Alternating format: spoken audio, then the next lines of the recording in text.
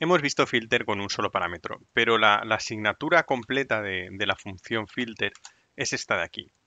¿Ven? Admite un callback con el valor actual que estamos procesando dentro de la lista, pero además opcionalmente le podemos pasar un índice y le podemos pasar el array completo. Y luego también, esto al callback que estamos utilizando para procesar los elementos de la lista. O sea, además del valor actual, se le pasa un índice y se le pasa un array.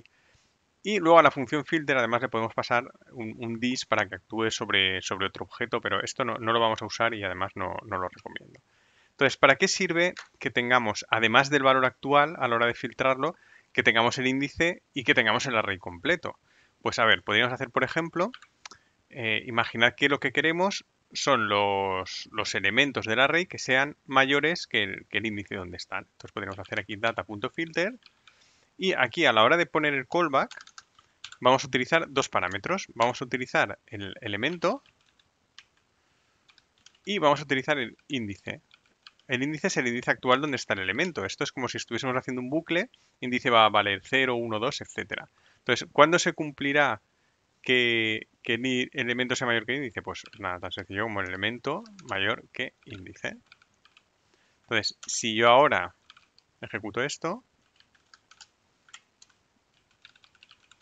sobre.log result, vamos a ejecutarlo,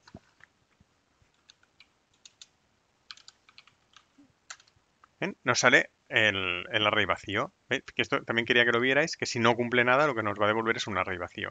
¿Por qué? Pues porque aquí los elementos los tenemos en orden, empezando por 0. Entonces, si yo ahora aquí, por ejemplo, pusiese 30, 40 o aquí pusiese 10,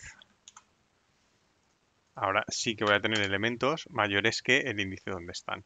Es un ejemplo bastante chorra, la verdad es que este índice yo no lo he utilizado demasiado y el array completo creo que jamás lo he llegado a utilizar. Entonces, por ejemplo, ¿para qué nos podría servir esto? Nos podría servir para ver si el array está ordenado. Entonces, ¿cómo podríamos hacerlo? Los elementos que están un poco en orden, que podríamos hacer los elementos que sean superiores al elemento anterior. Entonces nosotros podríamos decir que el elemento sea mayor que, y fijaos, aquí sí que nos haría falta el array, porque yo podría decir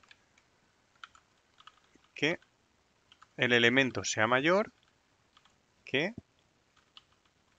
el array de índice menos 1. Entonces aquí necesitaríamos el array. Si yo hago esto,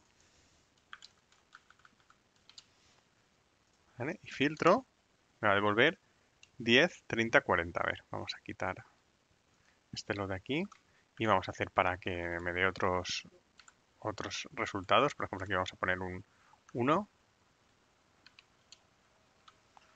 Entonces, ¿qué elementos tenemos que sean mayores que el anterior? Pues tenemos el 10, que va a ser mayor que el 0.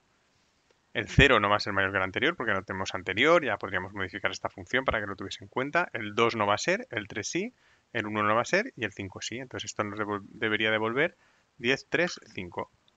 Ejecutamos. 10, 3, 5. Entonces eso, tened en cuenta que el callback que tiene filter, va a ser tanto para filter como para todo el resto de funciones que vamos a ver a continuación. Entonces yo lo voy a explicar para filter y que sepáis que lo podéis utilizar en todas. Puedes tener diferentes signaturas, o solamente el valor actual, o el elemento y el índice, o el elemento y el índice y el array. Entonces, tened en cuenta cuando estéis utilizando programación funcional que siempre se le van a pasar los tres. Es decir, si vosotros estáis utilizando una función para filter, siempre va a recibir los tres elementos, aunque solo tengáis declarado una.